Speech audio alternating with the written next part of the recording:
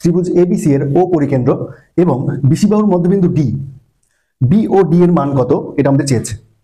আমরা দেখছি যে B A C equals to half of কোণ বি ও সি। কেন?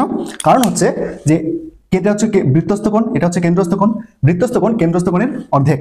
তাহলে আমরা এখান থেকে বিওসি কত পাবো? বিওসি হচ্ছে 2 গুণ 40, 80 ডিগ্রি।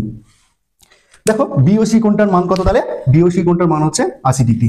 এইবার দেখো এইটা ত্রিভুজ আর এই দুটো ত্রিভুজের মধ্যে এটা আর এটা সমান, যেহেতু মধ্যবিন্দু ডি বলেছে। আবার ওবি আর ওসি হচ্ছে একই বৃত্তের ব্যাসার্ধ, দুটো সমান, আর ওডি হচ্ছে সাধারণ বাহু। তাহলে ত্রিভুজ বি ও ডি সর্বসম ত্রিভুজ সি ও ডি। ঠিক আছে, তাহলে কি হবে?